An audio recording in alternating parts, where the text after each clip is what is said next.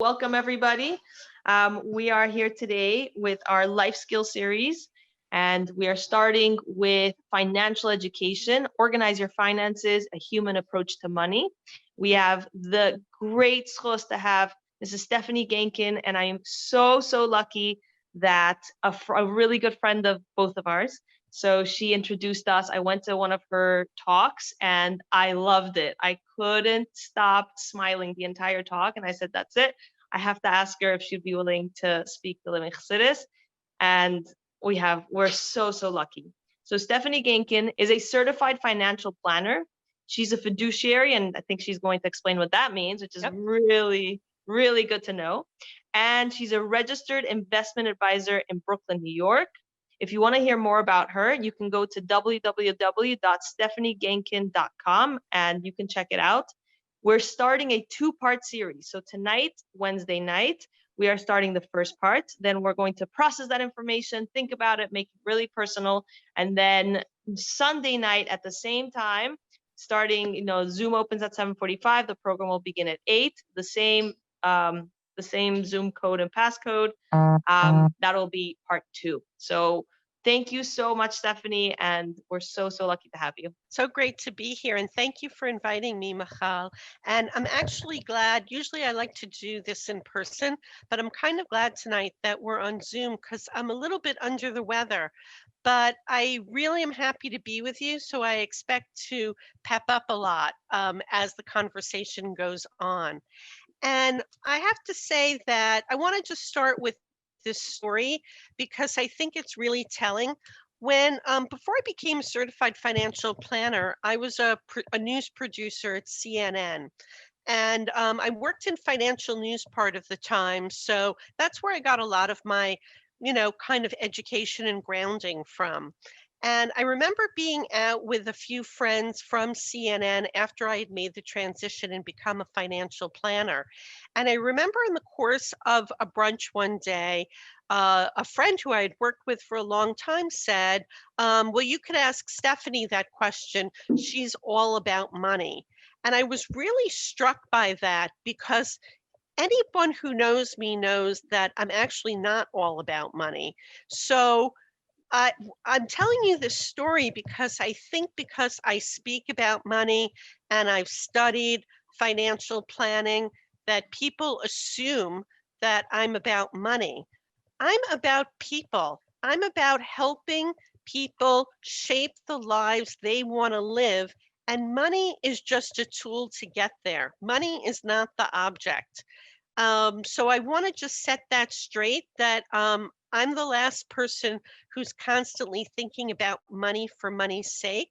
I really focus on people, and money is just a means to help people um, fashion and build the lives they want to build. So I that's a theme that runs throughout, and it's the context of which I speak to my clients or groups. So if it was just about money that I'm speaking about, to be honest, it wouldn't be that interesting for me. I'm interested in people and I'm interested in bettering people's lives. So the screen is kind of funny right now. When I made the PowerPoint presentation, I had no idea that there would be blue and pink smoke. So I apologize if that's distracting. I thought it was funny at first, but it doesn't seem to stop. When I advance the PowerPoint, it will go away. So Michal mentioned that I'm a fiduciary and I'm a certified financial planner. And these are probably pretty new terms for you. So I just want to unpack it for a minute.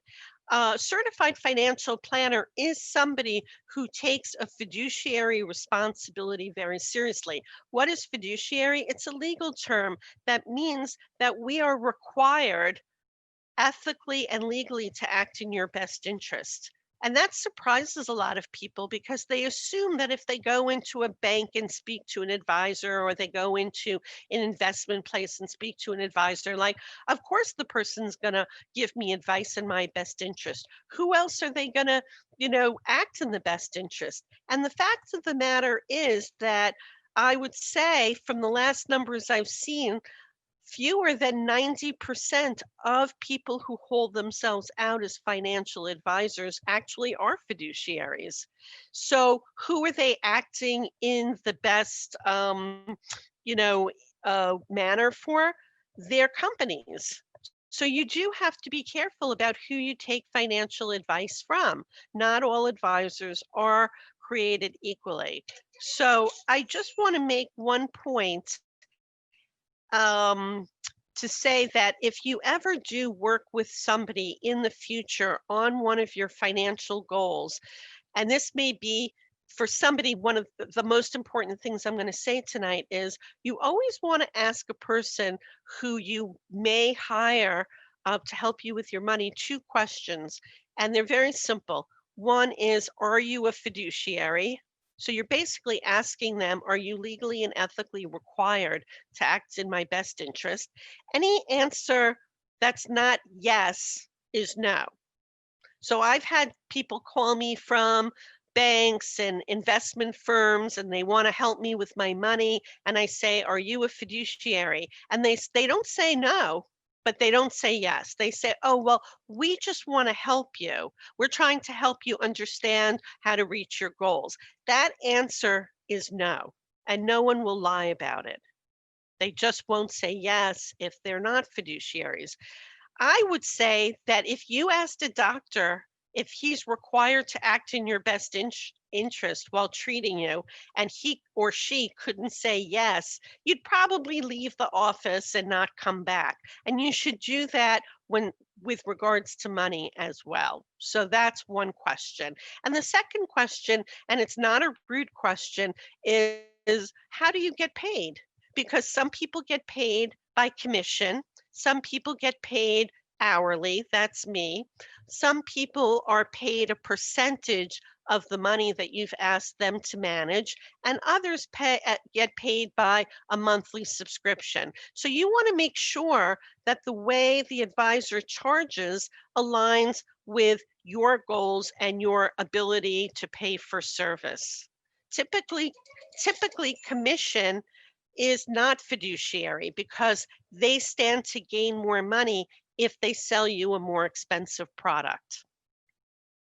So that's just educating yourself. So when you go out there, maybe in the future, and someone says, "Oh, I can help you with an investment plan," it's just very important to know those 2 things. I'm going to pause for a second before I advance the slide because I've just given you a lot of information on a rainy evening at 8 p.m. And I know you're just getting into the mode and you're easing into it. So if anybody would like to ask a question at this point in the chat box or unmute, feel free to. No takers yet? Okay. Usually it takes, I notice in my talks that are live, it takes one brave soul to sort of break the ice, and then everybody has questions. And I love that because we open up the door for others to speak. And when you ask a question, so many other people are going to learn also. And I think this bears saying, there are no stupid questions. Please do not phrase anything that you would ask tonight of "this may be a stupid question," because if you have a question, everyone else needs to know the answer as much as you do. And we're all going to benefit from you asking. So please feel free and empowered to do that. And this is a friendly group and nobody's judging anybody about anything. So I added this because I wanted to ask you, is it okay to talk about money? I mean, here I am talking about money. And yes, I do this professionally, but what do you guys think about this? Do you think it's okay for friends to sit together and talk about money in some capacity? Is it useful? Is it something that's not worthwhile? Is it, you know, should it only be done in certain circles? What do you think? I'll share what I think. Please. I'm Yosefa. Hi, Yosefa. Hi, nice to meet you. Nice I to think meet I have to say personally for me, like growing up in a household where money was just like thrown around and taken advantage of, and finally getting married, and my husband who grew up in a family that was much more financially responsible, I needed to communicate with other people about money and like how to handle it and talk about my concerns, and it always became so emotional, and just talking about it helps a lot. So glad to hear that, because sometimes people feel that, and money is emotional, there's no doubt about it, but often people feel that because it's emotional, that it can raise their anxiety level. And I'm really glad to hear that you feel that, talking about it is a way that, makes you not feel anxious and helps you. So I think that's really terrific. It took a while to get to that point. But you got there, and that's the thing that matters. And it's going to be different for everybody. And so if somebody has a different experience and is willing to share that, we really welcome that also. Anybody else? What the research says, what the surveys that I've seen in women's magazines or in various other locations, is that about 50% of women find it difficult to talk about their personal finances or money at all. And less than a third of women have any kind of financial plan. And when you get to a younger age group, which I think captures most of the audience tonight, for women 25 to 34, fewer than 10% actually have a plan for their money. So it's really common to sort of want to run away from this. And I know that many women are raised to believe that, oh, well, it's not polite to talk about money. And I want to just say that it depends on how you talk about money. I mean, someone who would brag about money, that's really not okay. That's not a comfortable conversation. But I remember early on starting to have conversations when I started working at CNN with people about money, whether it was the company retirement plan or about investing. And I also found it very liberating, but I also found it educational to understand what other people knew and pick up advice from other people. So, in fact, this weekend on Sunday, I had a visit from a friend that I had worked with for a while at CNN Financial News.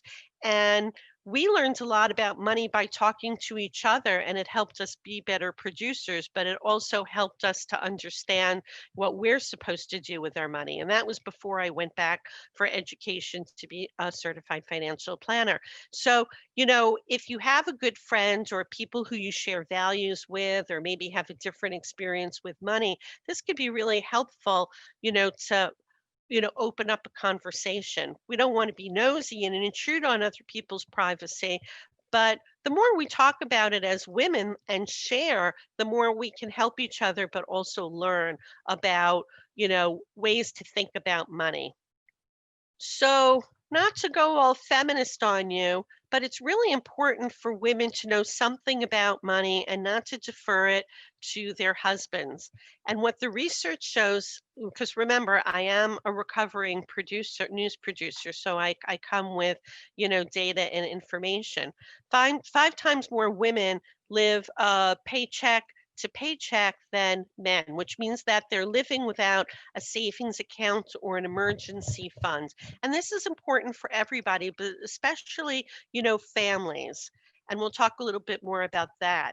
And another thing we see is that when women are good savers or they're working on their money, they hold most of it in cash, and they're not investing it either because they're put off by the jargon, or they're not sure how it's supposed to go, or they're afraid to ask for help, or they think it's really dangerous. And so the problem with holding most of your money in cash is that long term, that means over time, your purchasing power is reduced by inflation. Inflation is a hidden enemy.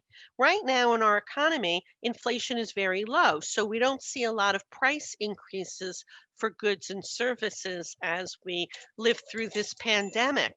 But what we will see in the next couple of years is an increase in prices. And if you're sitting with your money in cash, it's not growing. The interest, whatever you'll get at the bank, is not going to keep up with inflation.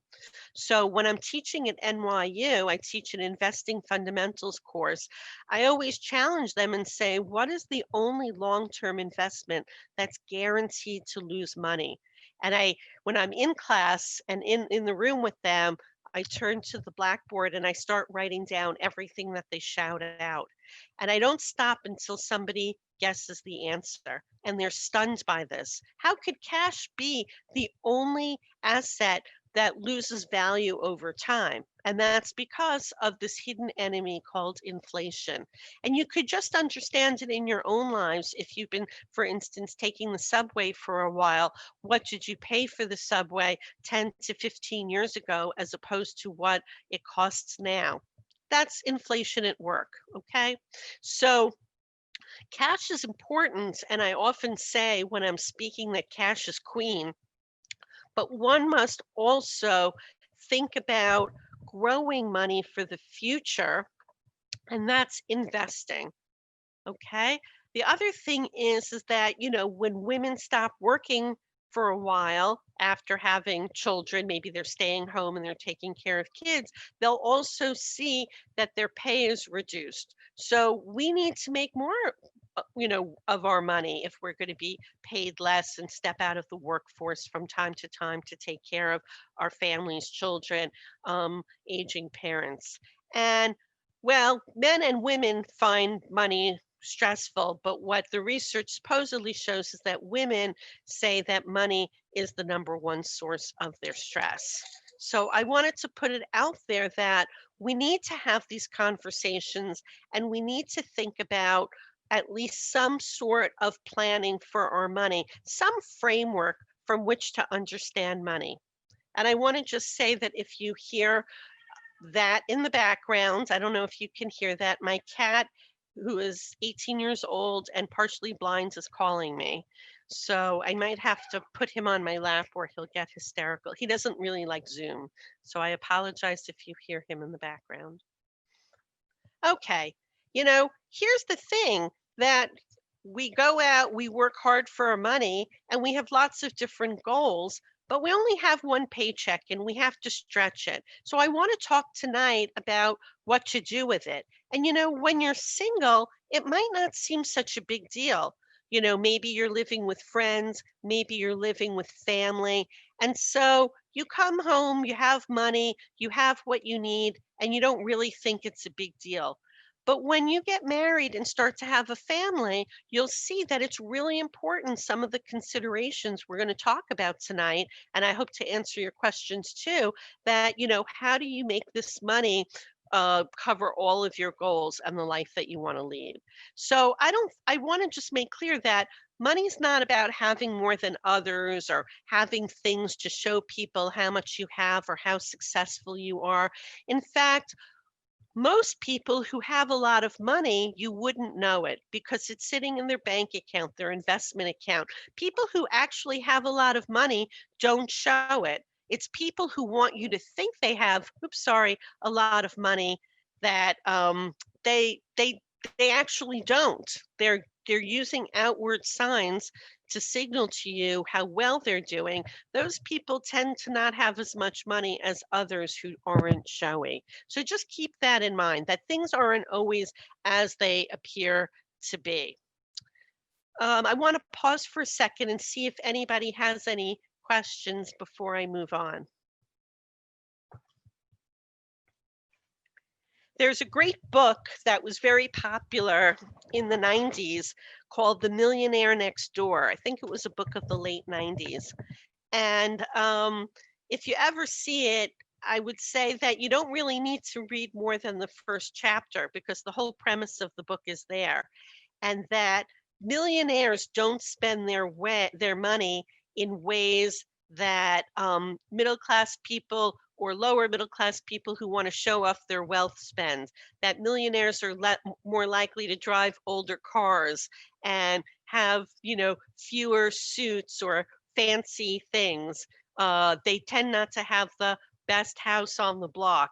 That's how they've made their money, also by being frugal and careful with it. But the other thing I want to say, and I think this is where we can all have an interesting discussion, either during this talk or at the end, is that, money is really also about values. And when you find a partner and you're going to get married, this is really part of the values conversation. Do we want our children to go to college? Do we have an expectation that we would pay for most or some of college? How do we feel about debt? Is some debt okay and other debt is not? Some people feel very comfortable carrying credit card debt. Other people don't. Some people think that debt is evil, but they're willing to take a mortgage to buy an apartment. These are things that are not necessary. I don't want to put judgments on them that they're bad or they're good. It's you want to be on the same page. You want to share those values um, about bigger things and how they manifest in money with the person that you're going to marry. This is a very good way of keeping shalom bayit is when you're on the same page about these fundamental things, right? Will we help family through retirement? Will we, do we value investing for our future? Or do we even have a concept of it? So these are things that really are fundamental to building a family. There are 5 main areas of money that I'm going to talk about tonight, and I'm probably not going to get too deep into any one of them because honestly, each one taken on its own, I could do an entire hour and a half class on. So, but we're looking at it through the framework of what do you need to know at this point of your life about money. So I'm trying to create a framework to how to think about that paycheck you're earning and what are some of the good money practices, some of the rules of the road. So whether it's debt repayment, savings, spending, and spending staying out of debt, investing, and of course, tzedakah, because we can't talk about money without also talking about charity and giving to others because it's not just about us. So any questions so far or comments or thoughts? Okay, I'm going to keep going on, but I hope that there'll be some. So what's interesting about money is so important, but yet they don't teach us about this in school. And I always kind of joke that like, there's so much to know about adult finances. Like, shouldn't there be an owner's manual? And yet, somehow, we're all supposed to know what to do with our money. And our parents and our friends and other family members can be very helpful in unpacking this for us and giving us guidance, but not always, even with the best intention. I hear a lot of clients, and when I'm teaching, talk about what their parents have done and what they've suggested that they do. And I definitely do not want to disregard the advice of parents because often their advice is very good. But because of the generational difference, I'm also keenly aware that we're living in a different economic environment than maybe when your parents came of age before they got married or right after they got married. And so what worked for them is not necessarily a framework or the rules of the road that are going to be most helpful for you. So I just want to point that out, that with all the best intentions, sometimes our parents don't know because what worked for them is not really the reality that we live in. I think one good example of that is student loan debt. Many of your parents might not have contended with student loan debt. College and university was more affordable. There was more financial aid at the time. And so, or if you did borrow, they might have paid it off faster. And so some of us are already starting behind, that it's already hard to get together a down payment on an apartment for a newly married couple because they might still be slogging through some student loan debt. And so that's a very different thing. On the opposite side, some people might have parents that had pensions for jobs that they did with the city or in education. And now we're seeing far fewer people have pensions. And so saving for retirement earlier is a message that many have not gotten. And I'm going to talk a little bit about why that's important through this talk. So things are always changing. And also sometimes there are even better savings vehicles. So there's the negative that I talked about, but there's also the positive too, that investing has become less expensive and more accessible to smaller investors. So what might have been more daunting for your parents' generation is more accessible through various developments and just good products that come on the market that can help somebody invest their money without a lot of fuss. So it's complicated out there and the rules are always changing. So most of you have never heard of a certified financial planner, and I don't blame you because I think before I started working at CNN Financial News, I really didn't know what it was either. But I think it sets the stage for who I am and what I'm going to try and share with you tonight. And basically, a certified financial planner is just trying to help you put that piece in the puzzle. We teach our clients how to organize their money, prioritize their goals. It's very goal oriented. Who are you and what are you trying to do? And then make a plan that takes advantages of the tools and the tax breaks and to help you stay the course with your plan unless your situation changes, which honestly it always does. You might have a new job, you may get married, you have a baby, you might have a family emergency. Sometimes there's divorce. Sometimes people receive an inheritance and don't know what to do. So these are all the things that we contend with and help people make smart decisions that benefit them as certified financial planners. Okay. But I'm going to teach you how to do it yourself today. That's really what the point of this is. And so I don't know if anybody would be willing to share this, but I assume that there are people there, with student loan debt, because that is a reality of our times. It's just very hard to find people who don't have student loan debt out there. It's the price that we pay to borrow money and become our professional selves often. So what I want to say about student loan debt is that it doesn't have to ruin your life. It doesn't have to be paying it back, doesn't have to be your only financial priority. Of course, we have to pay attention to it, but it doesn't have to be the sole focus of your life. And there are various ways that you can make a payment plan, especially if you have federally backed student loans. And, right now, the federal government has put what they call blanking out on the word, but it's a pause on the repayment right now because of COVID and the economic crisis. So it's in administrative forbearance. So most federally backed loans are in administrative forbearance right now, which means they hit the pause button and interest is not accruing on the loan. So it's a time where if you can pay, it can be advantageous to continue paying if you have a job and you can make those payments. But if you can't, you're not going to be penalized for it. It's not going to be a negative on your credit score, and you're not going to have to stress about it. We'll have to see in the new year what happens, and we should have some sort of signal about that in the next month or so. But at least until the end of December of this year, that anybody who has a federally backed student loan is not required to pay it right now. The other thing I suggest that if your interest rates are very high, and some people have interest rates that are, 6.8%, 7.5. I see that sometimes on graduate school loans from several years ago, that you could go out into the private market and look to refinance some of it.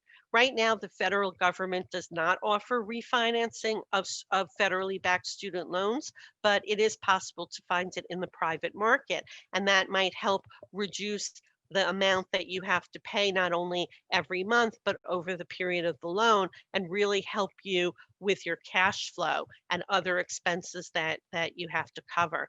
And the main thing I want to say is that there's nothing to be embarrassed about. periodically I hear people that feel guilty that they have student loans and maybe it's been 10 years and they still haven't paid it off, or they're just embarrassed that they had to borrow money to go to school to begin with. There's absolutely nothing. This is as normal as can be, and there's absolutely nothing to be embarrassed about with student loan. We just don't want it to ruin our lives. We don't want it to overwhelm every decision we make.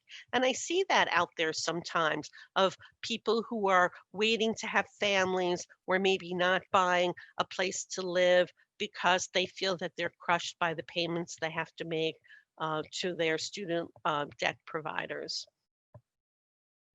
Anybody have any thoughts or questions about this? Nothing in the chat box? All right, we'll continue. So there's another type of debt that also grips people sometimes, and that's credit card debt. And it's easy to get into credit card debt, especially if we got a card and we didn't really learn how to use it. All of a sudden, it gave us access to things, and we didn't even have to have money in order to buy these things. So the psychology research shows that people are more likely to overspend using a credit card than they are with cash. And that makes sense if you think about it, because, well, if you spend the cash that you have, then it's gone. So you're not spending anymore. So there's much more of a connection between what I'm spending and what I have. So the actual physical cash will be a reminder of the limitations of money. But when you can whip out plastic, well, the sky's the limit, right? You can have whatever you want when you want, except that the debt is very expensive and it could really set you behind in other goals, especially as you start out in life. So credit card debt happens for different reasons. Sometimes we were raised in families that, spent with abandon, and we thought that was just the way of the world. But other times it may be because there wasn't savings for emergencies, that somebody had, a medical emergency. And so that, the only resource available was a credit card. So medical debt is a real thing in our country. But often it also means that people spent and lived above their means, and they now have to get that under control. The really bad thing about credit card debt is that it's so expensive, and it's almost like a hidden expense that maybe you're not always so aware of. I'm going to try to unpack that for you in a minute to show you why I think credit card debt is so against the average consumer. It's hard to pay off, and it's really a waste of money. And so I'm warning you about credit card debt because it's so easy to fall into. So I use this very simple example of maybe you have a Chase card or an Amex or some other kind of card, and you wanted to go away on vacation when back in the day when we all traveled without being worried about getting on a plane, or you may have bought things ahead of a wedding and thought that you just put it on a credit card. And so actually the average credit card debt of people who have debt is higher than $3,000, but I wanted to take something that, more modest that somebody unwittingly could get themselves into. So the credit card company will give you a monthly minimum payment. They'll let you know on the statement what is the minimum that you have to pay each month. And that is typically 2% of the balance that you carry, this $3,000 that you couldn't pay off when the bill was due. And then they also have something else called interest. So they made you a loan and now they want you to pay it back with interest. 19% is not even on the highest end of the interest payment. I see people with interest as much as 29.9%, I think was the highest that I had ever seen. I haven't seen anybody yet with 30% interest. But if you have not been careful with your credit and you've missed payments, you can expect your interest rate to be higher because there is a connection between the interest rate that the credit card company assigns to a borrower, credit card user, and their track record, their history with paying back debt. So I'm curious to know if, and this, I'm not asking any personal questions here. This is a share as you want. But the question that I want to ask all of you smart women is that if I have $3,000 of debt on my Chase credit card or any credit card, and I'm paying $60 a month because I'm complying with the minimum payment, and I'm at 19% interest, anybody have any guess either how long it'll take me to pay this back or how much interest I might pay total without adding any new debt to this? Anybody have 5 years. Okay, I have a taker for 5 years. Anybody want to say more than that or less than that? It might be more, but I say 30. Okay, you're 30 years. Wow, that's a mortgage already. You could own a home for that. I hope it's not 30. I heard somebody say that it's probably more than that. Okay, I'm going to show you the numbers in a minute. How much do you think if you're paying 19% interest and you're paying the $60 minimum each month, which the credit card said it's fine, it won't even impact your credit. How much do you think you're going to owe at the end of this? more than the bill, that's for sure. That's correct. That is a very important thing to whoever said that. Thank you very much. That was good math thinking. So here's how it breaks down. We've got $3,000 of debt, and it actually. Could I ask a question? Yo, please. Do credit cards really have 19% interest? That sounds really high. No, that's Actually, really low. Yeah, Really? I think Yeah. it's. That's interesting. You think it's low? I think it's somewhere in between. I think it's sort of. I tried to take something that might be an average. Usually I've seen the ones that I have say it's 24%. Some of them are 21%, 21 point, 19 to me. If I was getting a new credit card, then I would take it because that's pretty low compared to the other ones that I had in the future. That's, I totally get what you're saying. I have also seen higher. Occasionally I see people with like 16%, and 19 does seem high. So whoever said that, great. But actually it's in the middle or the lower end of it. There are many cards coming out that are offering, to give you a card at much higher interest rates. And I was once teaching a debt class at Brooklyn Brainery here in Prospect Heights, where I met Michal when she came to one of my talks on investing with a friend. And I was doing this debt repayment class. And so people were telling in the class were very forthcoming in sharing the interest rates that they were paying.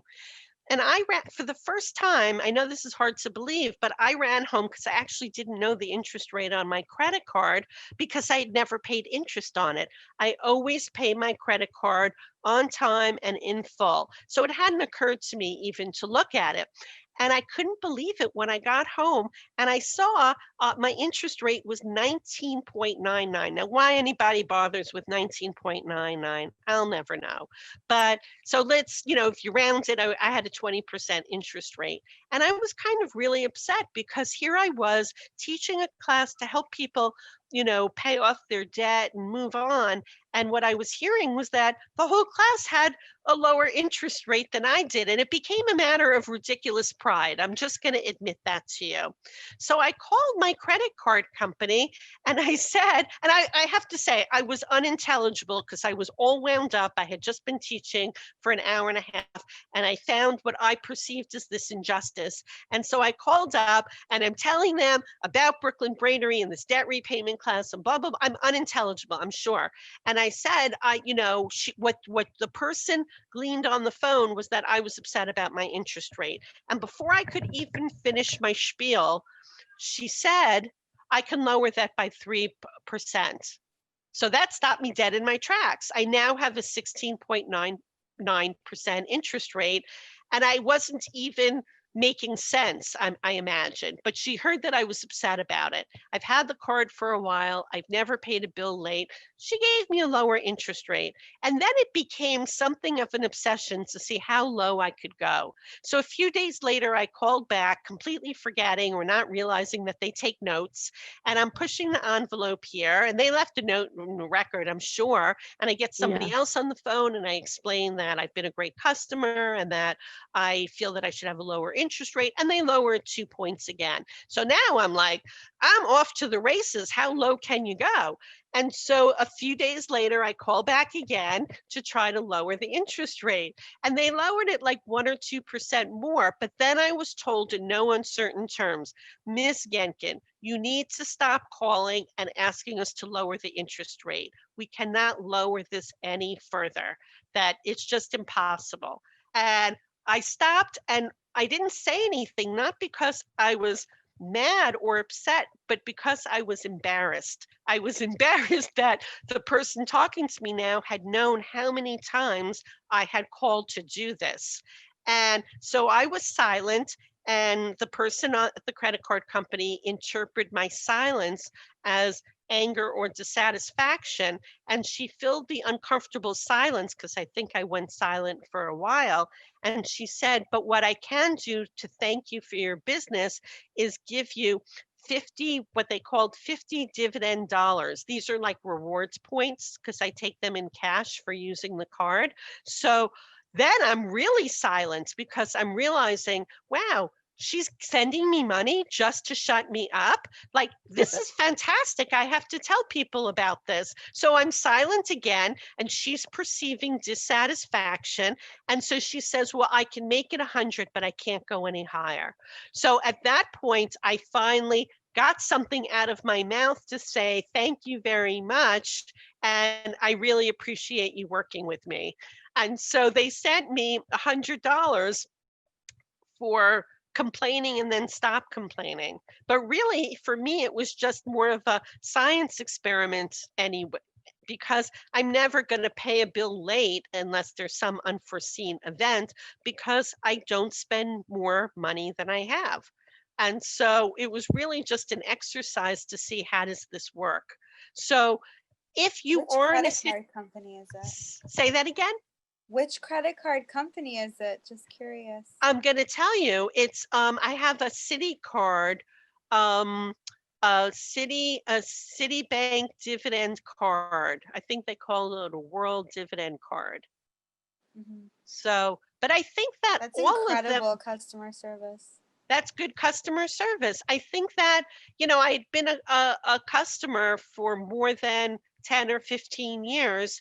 And I think, I've never said peep to anybody. So I just found the right people, and they were willing to help. And this is something for all of you to note, that if you are carrying some debt, that it's possible to call and try and have them lower the interest rate, which will help you pay off the debt.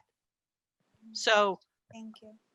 I did it as an exercise, and then it became a fascination and an obsession. But, if you call and the first person says no, don't take it personally, because, well, if you call back, somebody else might say yes, and that's all you need. So interest rates can be lowered.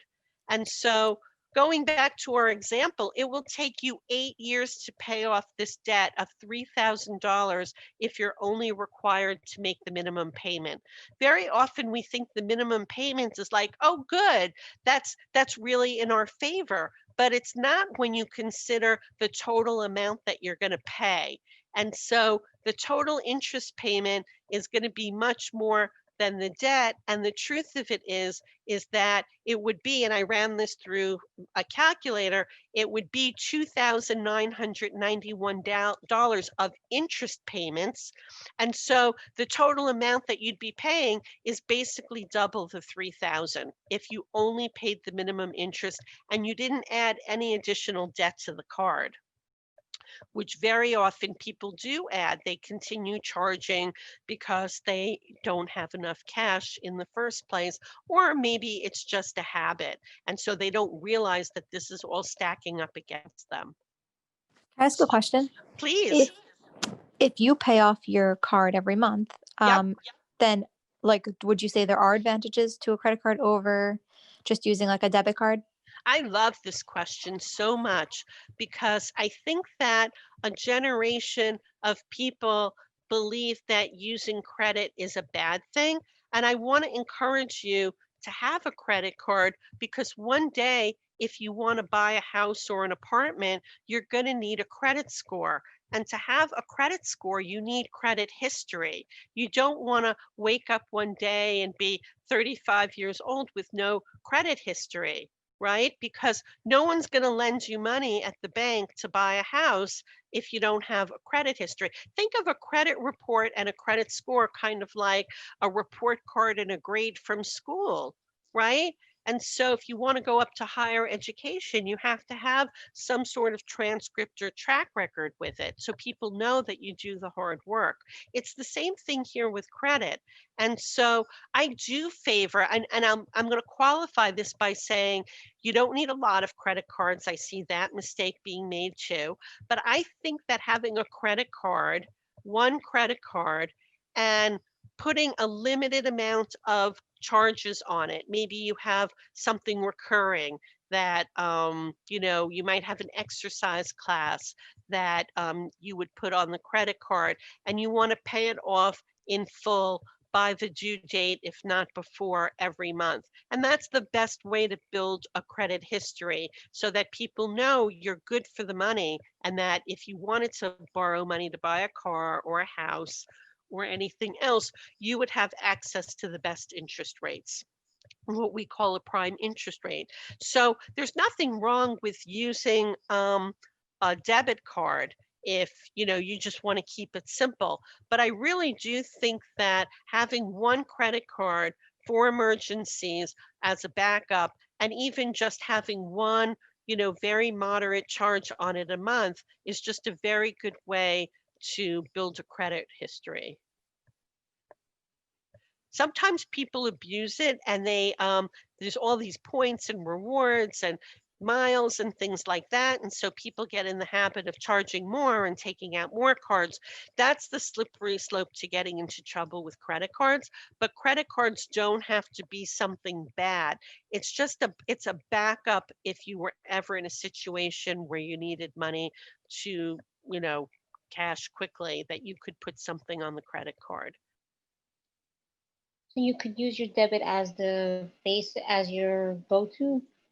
If you're someone who that if you have a credit card and you're just going to use it too often, and then that's how you get the debt on your credit card. Right. I think that That for somebody like that, I think it's smart to use a debit card or cash just so that you keep yourself, in line. And when I say get a credit card, you could put, if you have a Spotify account or something, you could put the charge on that, but you don't have to carry the credit card if you feel that you'd get in trouble with it. And so you can just keep it in a drawer or something like that. That's still building credit. And you're still building credit, because the thing is that you want to use the card at least just a little bit. Like, for instance, I had my gym membership. I'm not at the gym at the moment, obviously, but I have my gym membership and my Netflix account is on the credit card. So even if I haven't used the credit card at all that month, I'm going to have those two charges. They're fixed, so I know exactly what I'm going to have to pay. And actually, on one of my cards, I automate the payment on a particular date in the month, so I don't even have to think about it or worry about it, that it's going to go automatically from my bank to pay the credit card. And so that's the best way to sort of establish a good credit score and to keep it high, is to use a less of your available credit than is being offered to you, and to not forget to make the payments and to make it in time and in full. Mm-hmm. And you don't have to carry the credit card if you want to. Maybe you carry the credit card when you travel, either away from the city, away from the state, out of the country. You go to Israel, you have a credit card with you. Doesn't mean you have to use it. It's just there, Right. just in case. Does that make sense? It gets harder to establish credit later on. What I've noticed in working with people from all different backgrounds is, especially working in Brooklyn and New York City, I have a fair number of clients who come from other countries. And so they come and they have a work life and they have families, but it's very hard for them initially to establish credit. And so they might not be eligible for a credit card because they have no credit history. So if that were to happen to you, that you apply for a card or you fill out an application for a card offer and that you can't get it, one thing you can do is if you get like a Macy's credit card, it's easier to get a store credit card. And then if you establish that you handle it, responsibly, then you have your foot in the door to establishing a credit track record, and then you would be eligible in time to get a card, that might be, just a national card, not attached to a store. Isn't there a card that you can get straight from your bank to build up your credit? There is. Those are, I forgot what they call those, but sometimes what they're doing is that they require you to put, it's a secure card. So they require you to put money on the card. For instance, you get the card and it's like filling it up. So let's say you or somebody in your family puts $300 into an account. Then what they're doing is they're drawing down. When you use the card, they're drawing down from it. Stephanie? Yes? So I have a question. I'm not sure. Did you finish the last? Oh, yeah. Please go ahead. Okay, so there's a question that was sent to me.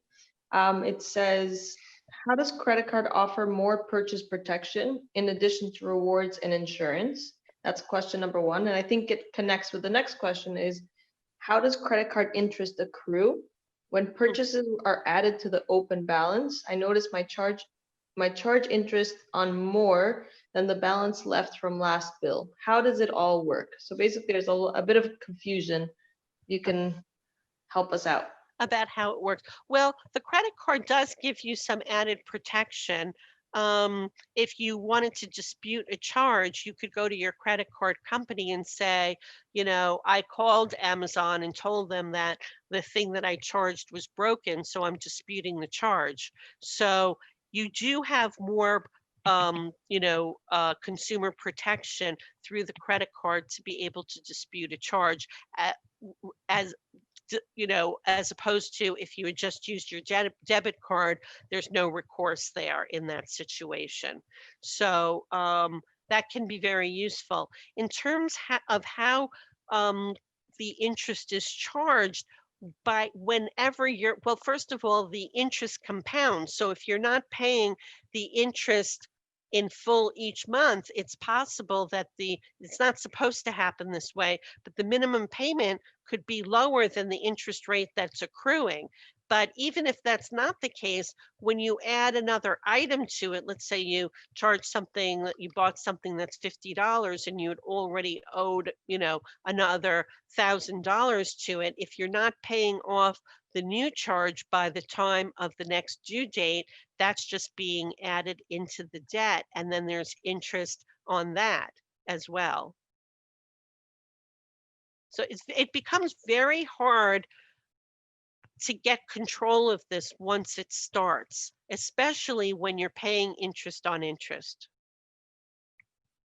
So that good deal that you thought you might have gotten at Banana Republic, I know that I don't go in there often, but the last time I went in there was about 1.5 years ago on the Upper West Side, and I found something, cute that I wanted to buy and it fit. So I'm standing online and I probably sound like a crazy person because they said, oh, you could have 10% off of everything that you buy today if you open up a Banana Republic credit card. And I don't want the discount. The discount is an incentive to get in debt. They make their money off of interest. So of course, it's not a deal if I get 10% off, but I'm paying 19% interest. So you have to be very careful of what's being offered, because some of these store cards, they're like drug dealers. They get you hooked, and then you keep shopping and you keep owing more money. And that's how they make their money. Did I answer the question? Yes, thank you so much. No problem. I mean, the best thing that you could do if you find yourself at some point with credit card debt is try to make more than the monthly minimum payment that they're requiring you to. So the more you could pay off bigger chunks of it each month, the less you're going to owe and the less debt, the less interest that's accruing, so that you could finish off the debt payments. Sometimes what I see clients do when they feel that they just can't get ahead of the interest on this is what's killing them, is that they'll get an offer for a 0% credit card and they'll roll the balance over to that new card so that they have a fighting chance to pay it off without 19, 22, 25% interest, because the interest. How do you do that? Oh, there's you can look online. I could also email the group or send it to Michal before Sunday and show you. There's some good websites that show you, credit cards that are offering 0% for a limited time. So it's a business model. You need to understand that.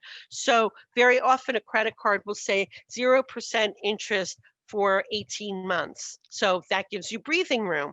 But you have to use this like responsibly and know that you could pay it off in the 18 months. So first of all, they're going to charge you on the front end. They'll charge you a percentage of the balance that you're rolling over to the 0%. So they're getting money up front.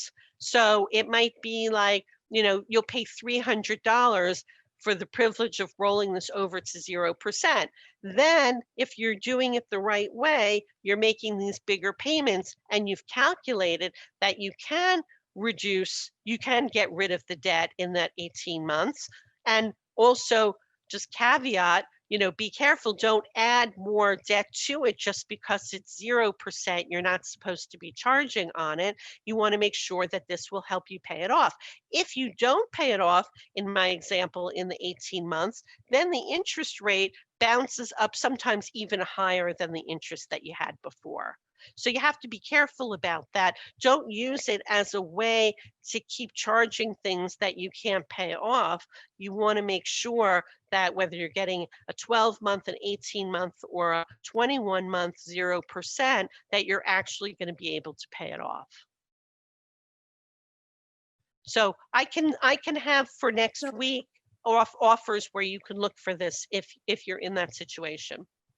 Oh, thank you. Can I ask you another question? Please, this is all for you guys. So would you be calling the bank with your current debt, or would you be calling the bank that you're transferring it to? Oh, so in your example, is that you mean the credit card? The debt, like if you have credit card debt that's Right. being charged interest. So you'd be calling the credit card company. So for instance, you might have a city card, like mine was a city card, but that's not actually my bank. I'm actually at Chase, but you don't necessarily have to use the credit card of your bank. Sometimes it works out that you've done that. You had money in the account, they offered you a credit card and you took it. So you're at the same place. But you'd be calling, there's always a number on the back of the credit card to be able to call them, like a 1-800 number from anywhere in the US and Canada. And so that's what if you were calling to see what you could do, you would just call that 1-800 number, and that's connected to the credit card company. That is backed by a bank, but you're specifically calling the credit card division. So check your credit card. Another place to find the 1-800 number for customer service is also on your bill, whether you get a physical bill in the mail or it's online. You'll find it there as well. And you just need to know your credit card number, because usually you punch in the last 4 digits of the account, and then either you'll work your way through an automated system or you'll ask for a representative and be able to talk to somebody.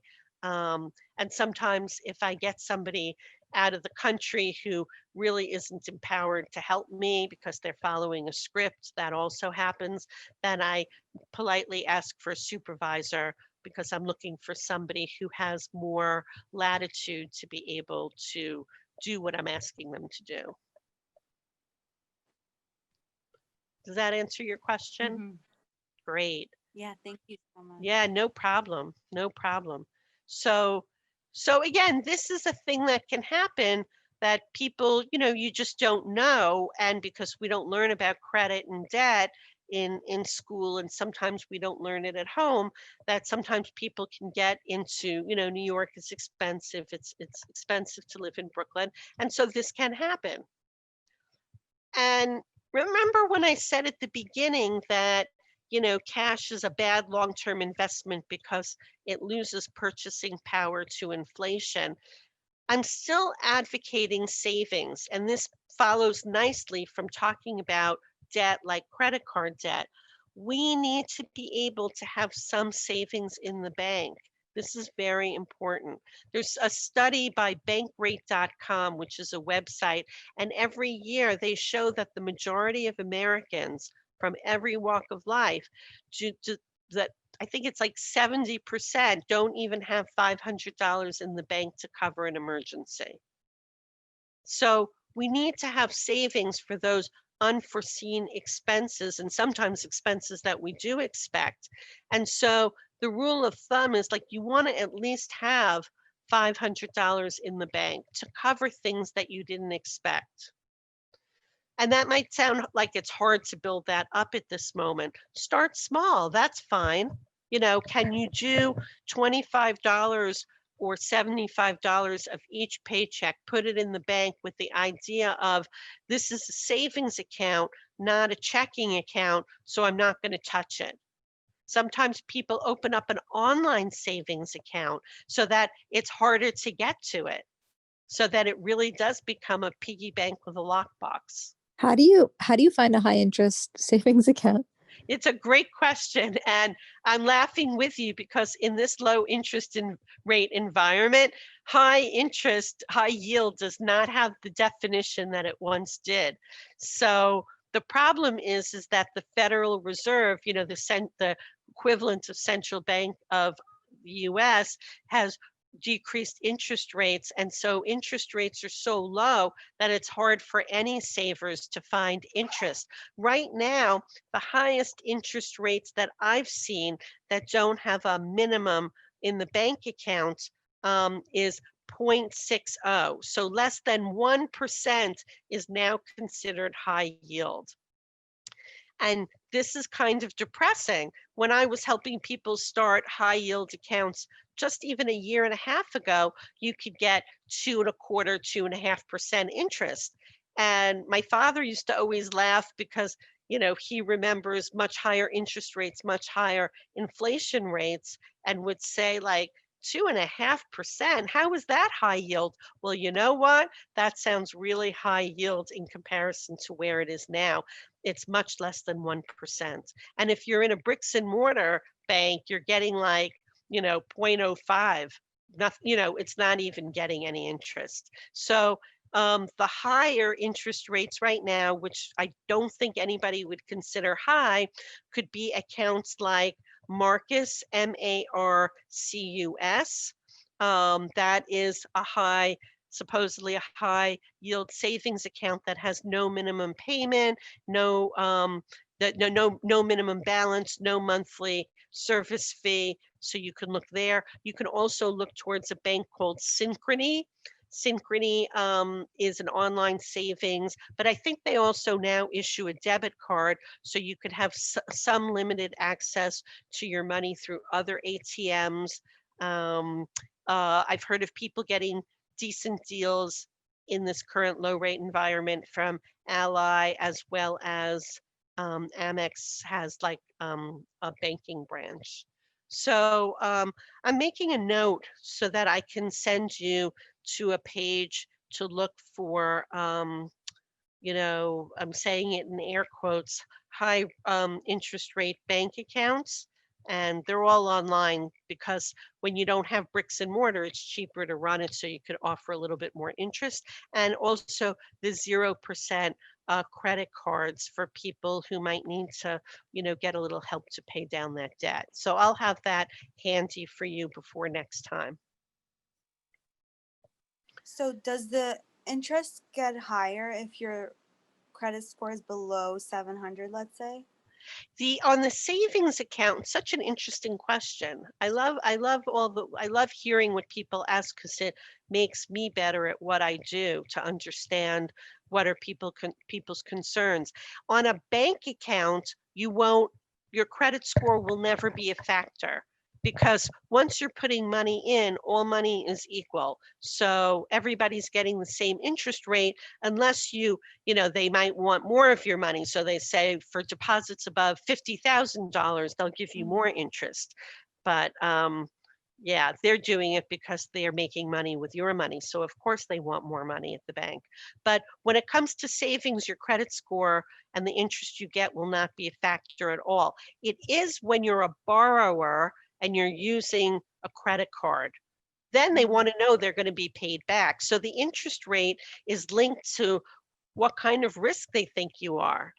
If you've had trouble in the past or missed payments, even missing one payment, they could say, uh-oh, this one's a risk, so the interest rate is higher.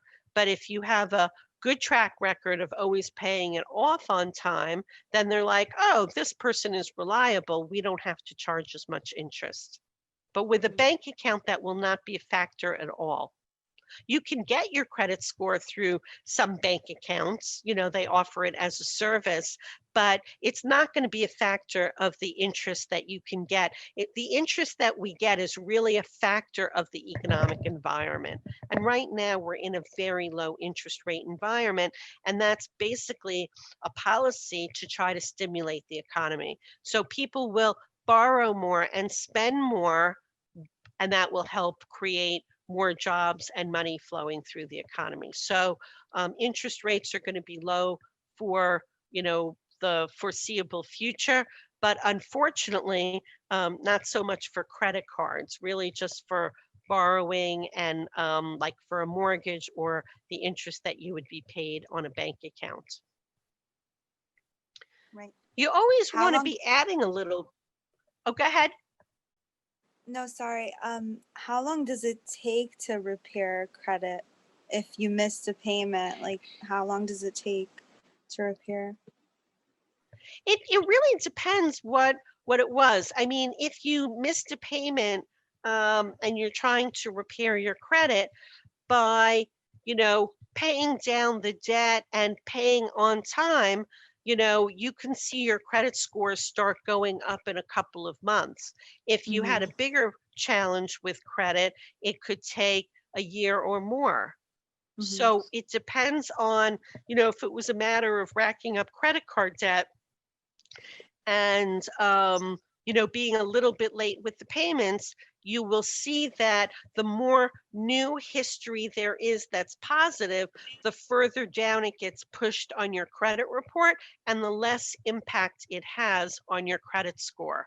Everybody can recover. I mean, even people who declare bankruptcy can come back. A bankruptcy even goes away from your credit report in 7 years. So any addition of new positive information will help turn around your credit score. And it might only be 5 points at a time, but you'll get back in time up over 700. But sometimes it doesn't happen that quickly.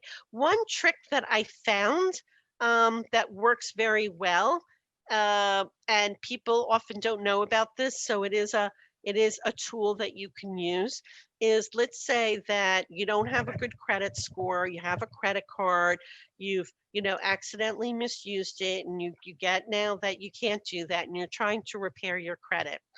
And this is going to sound really risky, but it's not. I'm going to tell you why. And let's say you have a mom or dad or a brother, sister who has great credit, always pays it on time, doesn't use a lot of credit, but pays it back on time, and very high credit score. You could become, I mean, you obviously have to ask this person, but you could become an authorized user on their credit card. Now that sounds like the road to chaos, right? Why would my brother with a great credit score want to make me an authorized user on his credit card? Like, won't I mess up his credit? the way that you use it to bump up your credit score is, and the way that you can negotiate this with a family member who might be concerned, is that you're asking to become an authorized user, but don't take the credit card. You're not going to use it. You don't need it. It might come to your family member in the mail. Tell them to hold on to it. Just by the fact that you're associated with the account and they're paying off their credit card on time and in full each month, you will get the benefit of their good payments. And that is a quicker way, as long as you're also doing your own hard work with your credit, in paying your bills and getting out from under credit card debt. This will be a faster way for you to improve your credit. Mm-hmm. I've even, so full disclosure, I have many friends who are also independent financial advisors.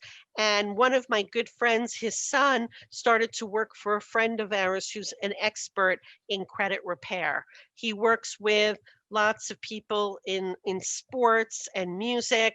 And so my friend's son had asked him if he could have, what was this guy's name? It was some rapper, Lil somebody, if he could become an authorized user on my friend's credit card. And my friend is like, I don't want some rapper on my card.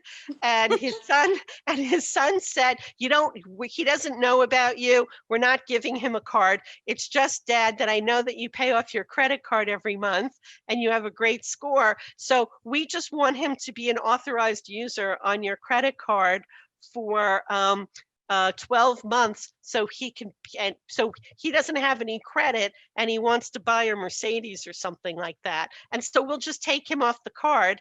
And they actually offered my friend a bonus. And so he got a credit card with this rapper's name on it, and who became his authorized user.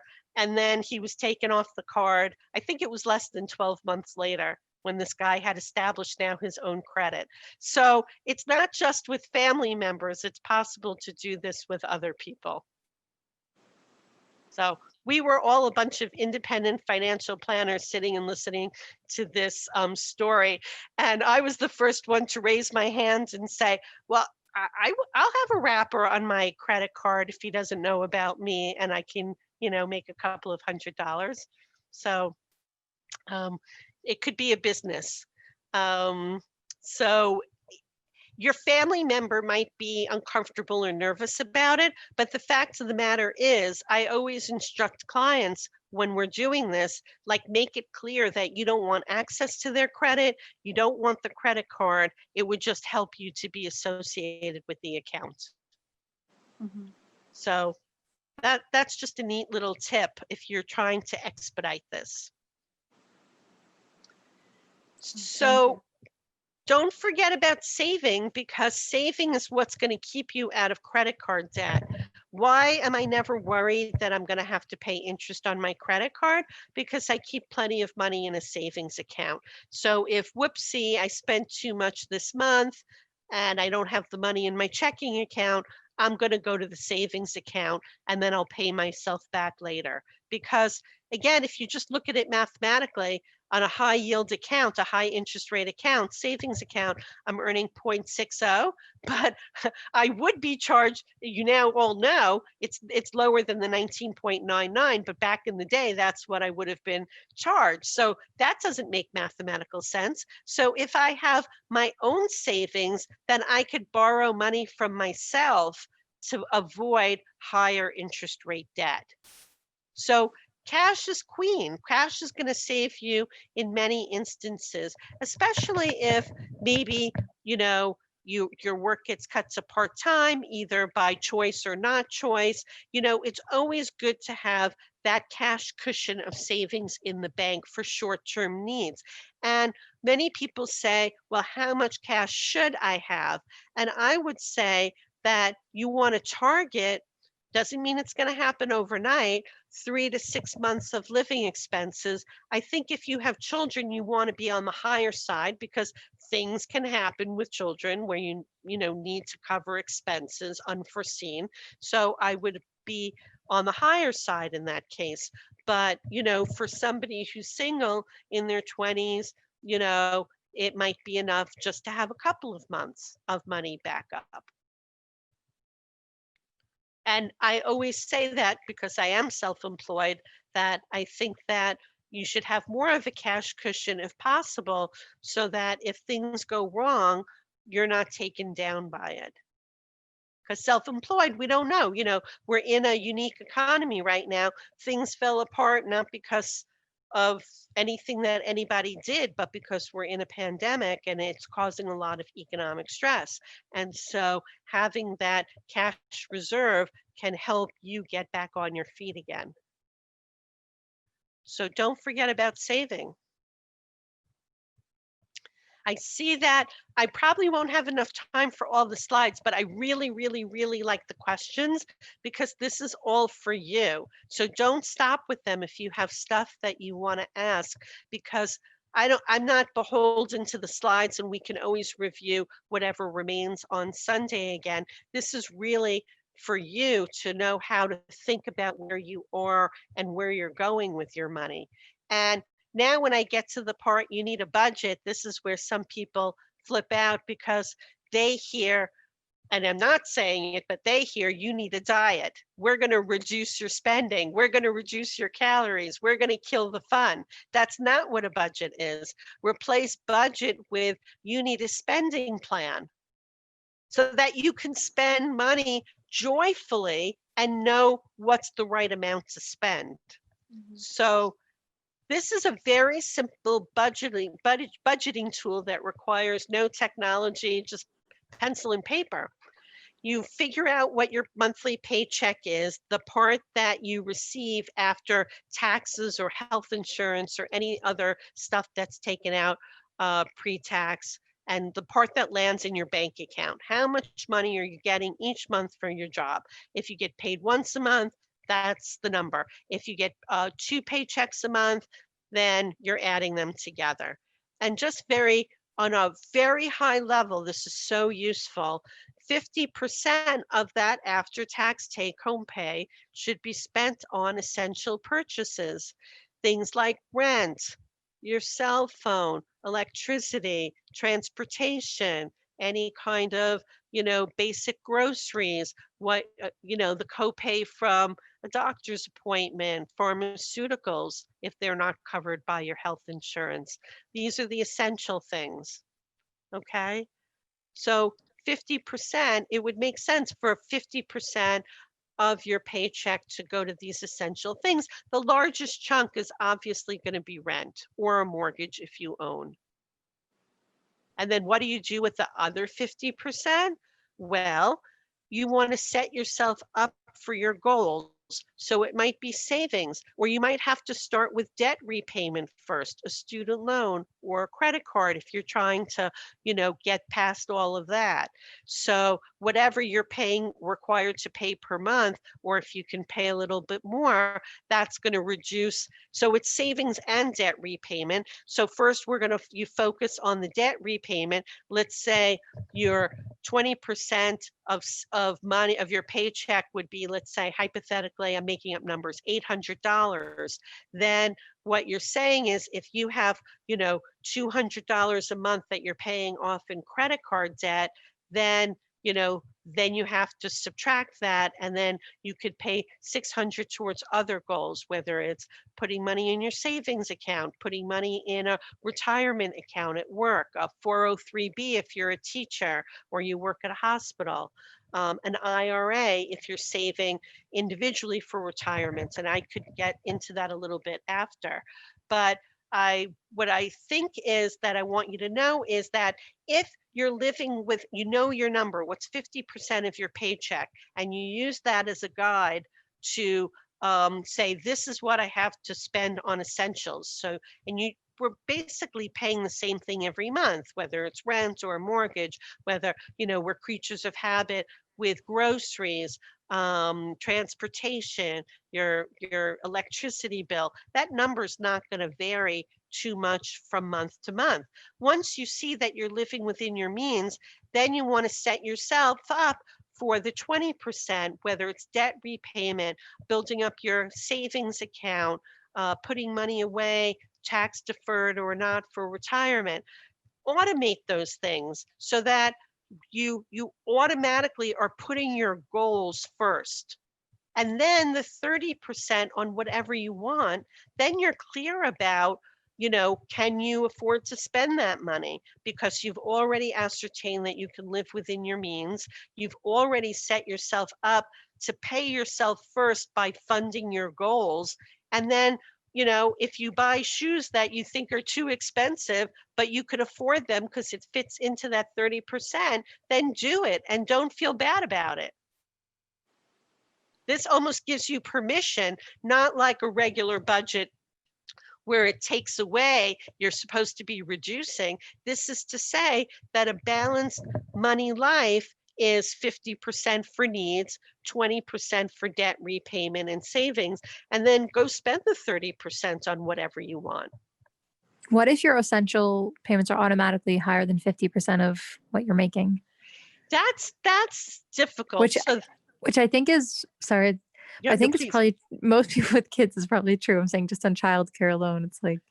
Childcare is the thing. So oddly enough, when I'm working with clients who are single, and this is an expensive town, what I find when I'm working on, budgeting and setting people up for success is that they're actually living within 50% of their needs. So wow, then they're just spending the other 50% or more on whatever they want. And that's why we have a goal in saving, a hole in the savings, and we're not paying back debt. But the childcare thing, you are correct, is the thing that can derail this. And so these are just guidelines. If you feel that you're really in that childcare situation where it's derailing these percentages, then I think what you have to do and decide with a spouse is, maybe what you're doing is it's not 30% for whatever you want. Maybe it's 20% for whatever you want. And that there's a little less discretionary spending. There's a little less fun during that time that you need the childcare. I also want to bring up an amazing thing that you said about automation.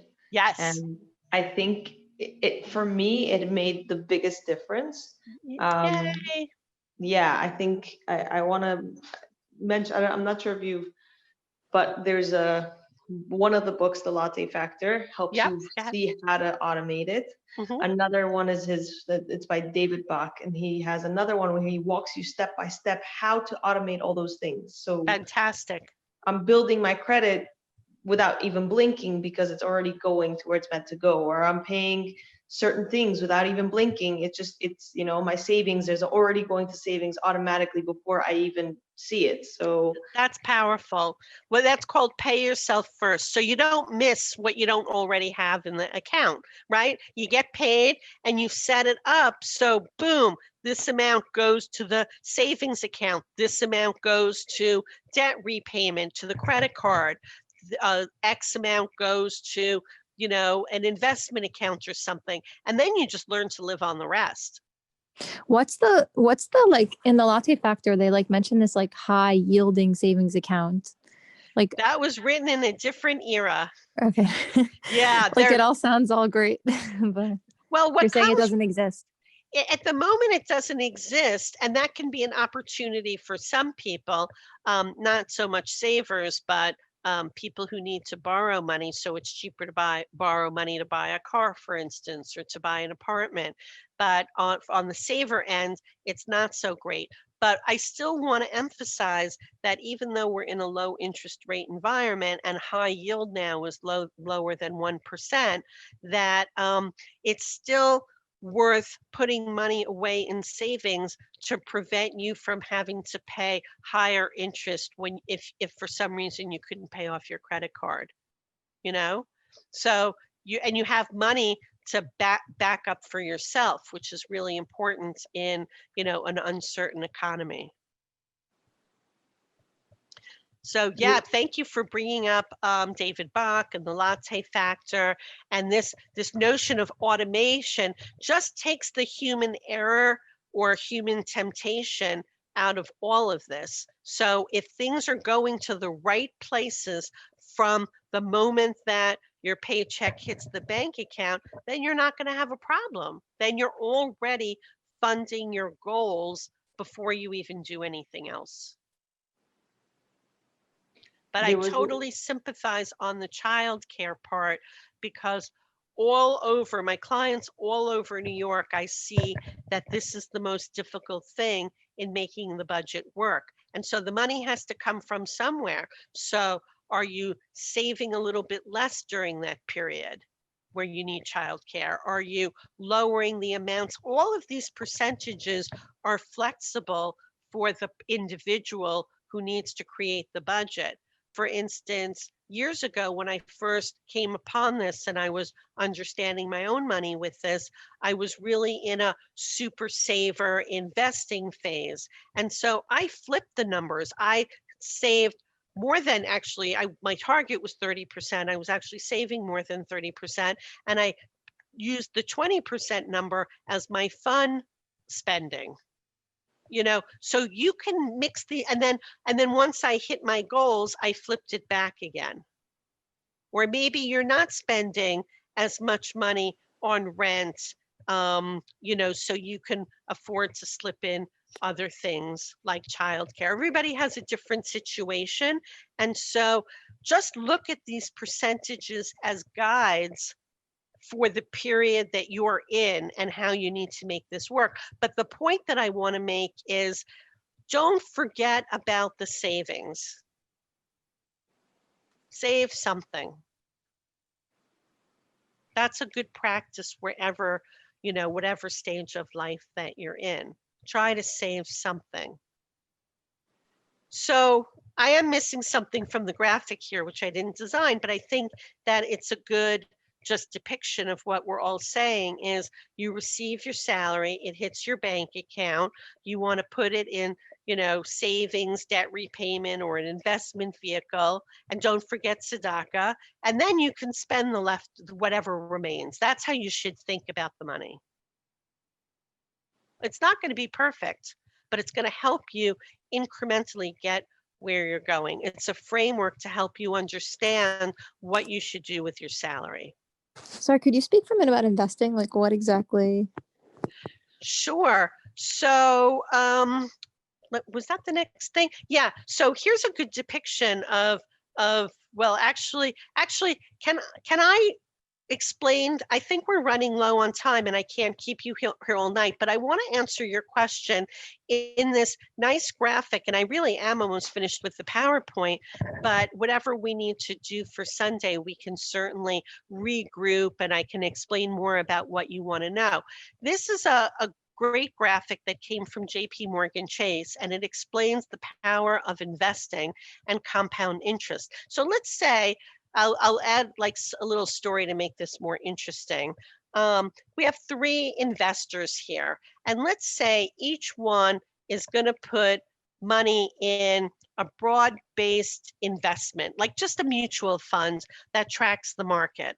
And what we know from a particular index fund that you can invest in that tracks the Standards & Poor 500 largest publicly traded companies, that it makes over, 20, 30-year period, it has an average annual return of 10%.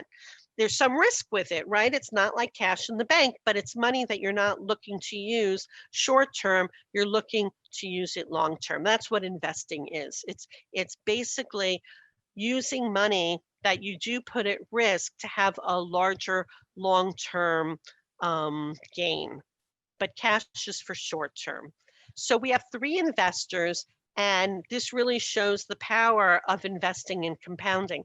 Each one, they're invested all in the same thing, and in this chart, they're getting a 7% annual return, which is not inflated. In fact, it's lower than what investors will get over time in a simple fund that tracks the largest companies in the public companies in the market.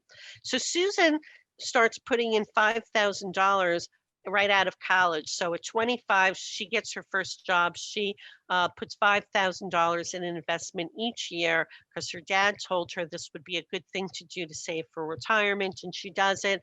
And she stops doing it at 35 because she gets married, she has kids, she stops working, and so she just doesn't fund this anymore because she's busy with life.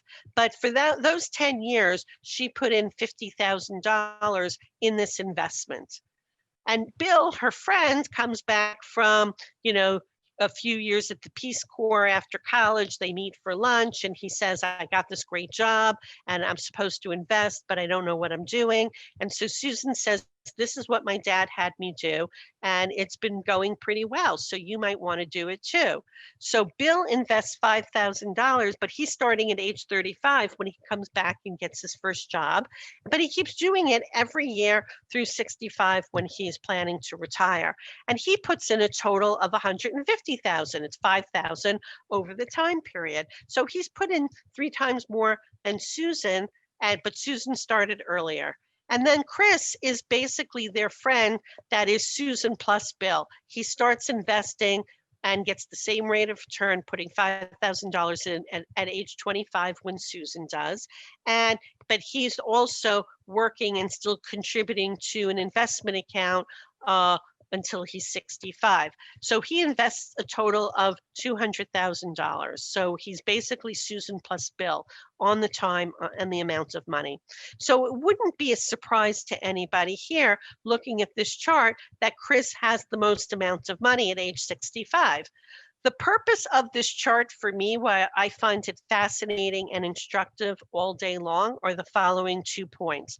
One, it might seem a stretch for you at this time, but imagine a person who starts at 25 years old investing in just a simple index fund that tracks the market can earn over $1 million by the time they retire. $5,000 is a stretch for many people. I don't want to belittle this, but it's not a crazy amount of money. So that's the first takeaway. And I teach this in my NYU class, that if you work and you save your money and you invest it, you can actually make $1 million through your lifetime. So that's very empowering.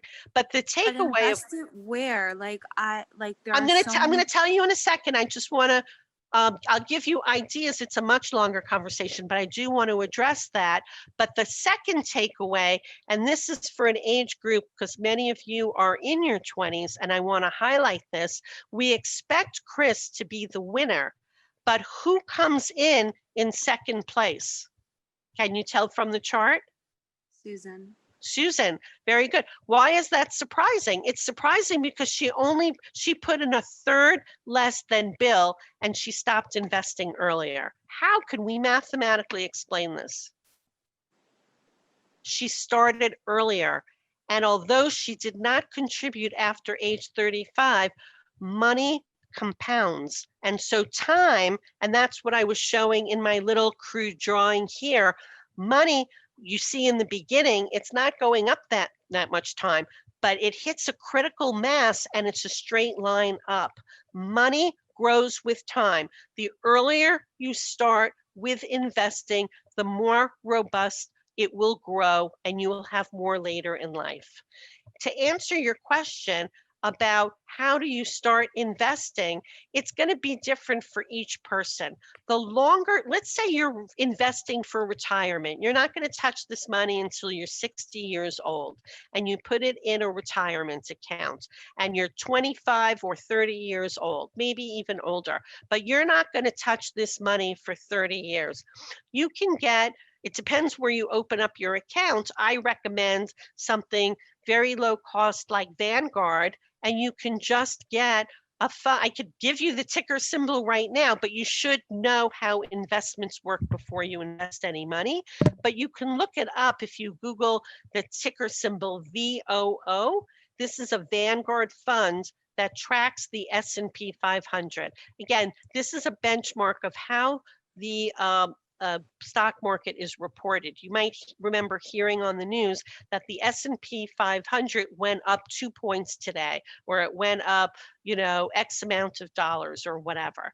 This fund that I'm discussing right now will track those stocks. So it's a fund is a collection of these stocks. That is how the market is reported. So this is a great place to start. You don't have, my point is, don't pick a stock. That's like gambling. Don't say, I'm going to put $1,000 into Apple. That really is tantamount to gambling. Apple will be in your index funds. If you look up the ticker symbol VOO, this Vanguard fund tracks the 500 largest publicly traded companies in the US. So you'd be invested in all of them also. And I think Apple is the second largest stock on that index. So you don't have to worry about, will Apple go up? Will it not go up? It's part of your diversified investments. So instead of taking a lot of risk by putting money into one thing and keeping your fingers crossed and hoping that Tesla's going up, you don't have to worry because it's already in the fund and with many other funds. And the principle of diversification is as important as the time value of money that I just illustrated. Did any of that That's make really any helpful. sense? Thank you. Wow, that Yes. was amazing. So we can, if there's interest in this, I can come and offer some other ideas in this regard, because I do have two things that even if you didn't understand anything I just said, but you're like, I want to invest some money, I can show you two different platforms where you don't have to be an expert. These are ways for you to be able to invest money that would that would grow over time. I can't say that it's never going to go down because investments have risk short term, but if you hold it long term, you will be very happy with the results of these investment platforms that I can share with you on Sunday. Mhm. Are one of those E-Trade? No, I'm not. I mean, E-Trade is fine. I'm not an E-Trade fan. If you want a sneak preview, I'm happy to share that with you. I'm a big fan of a robo platform called Betterment, Betterment. And this is you answer some questions that really get to the heart of your goals, the amount of time you can invest for, and your risk tolerance, and it will put your money into an investment of an assortment of index funds that have a risk factor that are appropriate to the answers that you gave to the questions that it asked. So it replaces a human advisor. And I think it's a very good platform for people to get started. And then the other one that I'm going to just do a little explaining about on Sunday, if there's interest, is Vanguard puts together all-in-one funds. And so they have different mixes of stocks to bonds, depending on what the goal, the risk tolerance, and the amount of time that the investor will be invested for. So they've already packaged them together, so you don't have to pick which index funds or other funds to be in. And it bypasses the temptation to put money in individual stocks.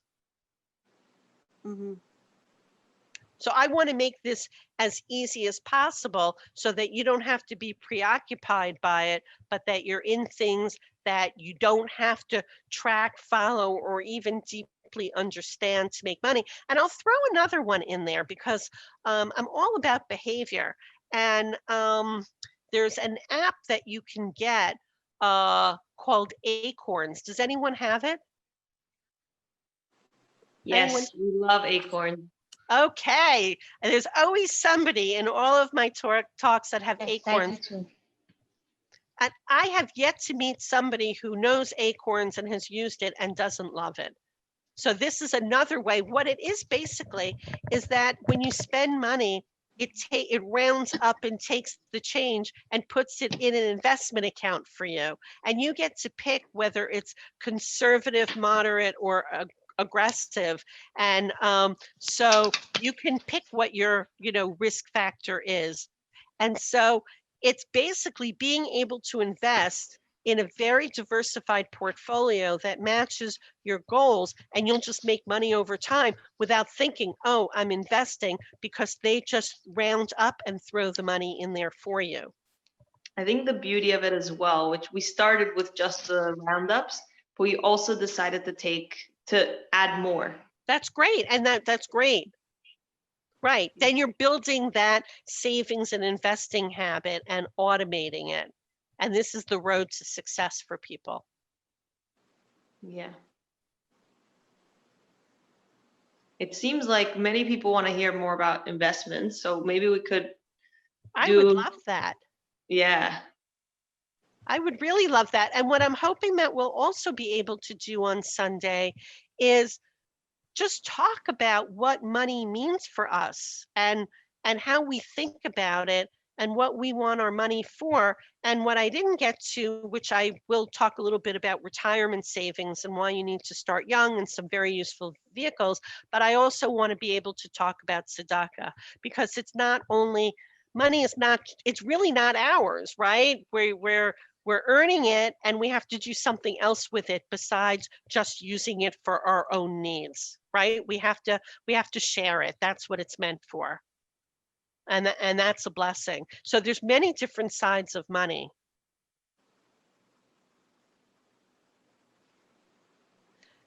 If we have a few minutes, I wanted to just see if there's any questions or comments or thoughts about what we've covered so far.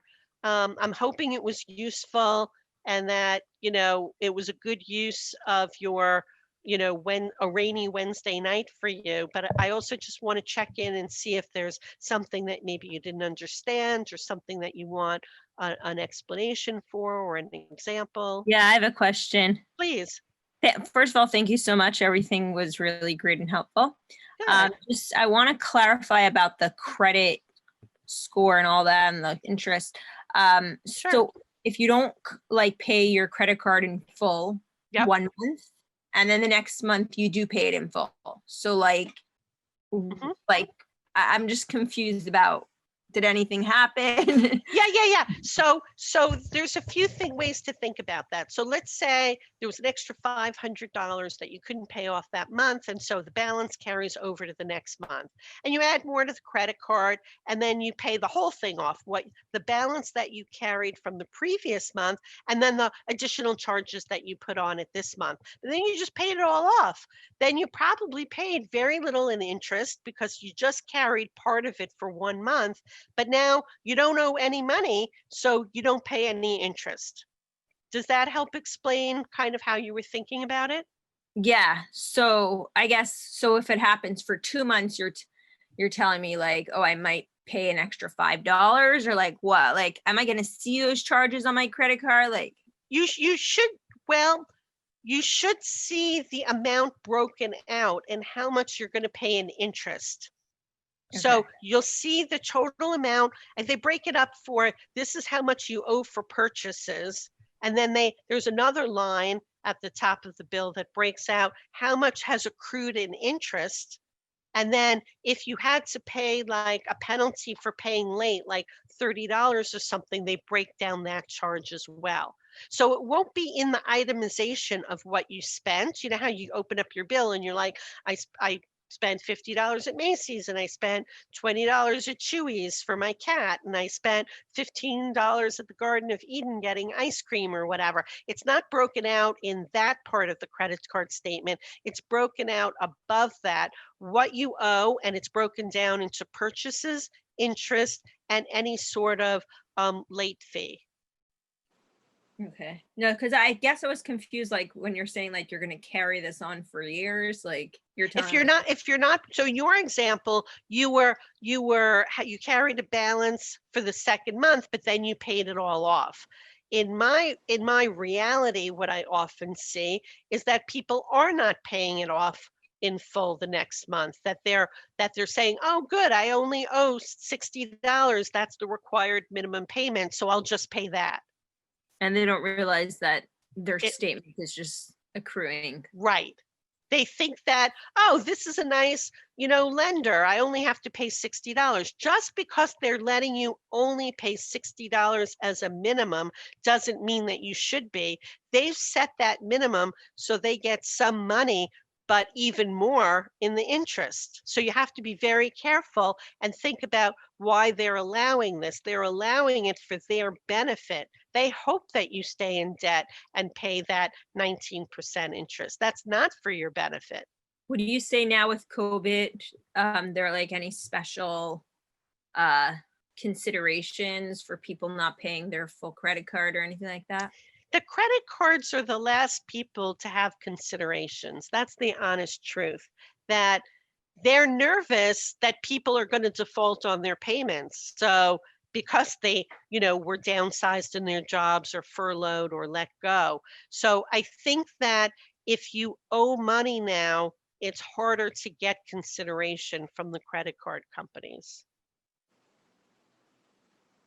Thank you so much. Yeah, I'm sorry to bring that harsh news to you, but again, they're in a money-making business and they're nervous that there are now more people than ever who are struggling to pay their credit card bills. So it's hard to get that consideration, but I guess, and I will send this out to everybody, but again, you may qualify for a 0% limited time card, and then you can give yourself the consideration to be able to freeze any credit for the period that the card allows. And then you're making bigger payments to principal and you'll move through the debt quicker than if there was this, 19 or 25% interest rate tacked onto it. Would you say it's even worth it to like roll that over? Let's say if like you just are like $200 below the full payment.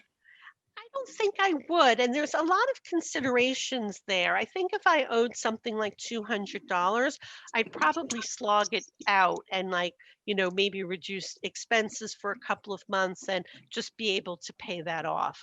And part of the reason is that opening up a 0% card can be very helpful, but it could temporarily impact your credit score. So if that's important to you, then I wouldn't want to. Also, I don't even know if these cards allow you to roll over something as small as $200. Because remember, it's a money-making business. How much are they going to make on $200?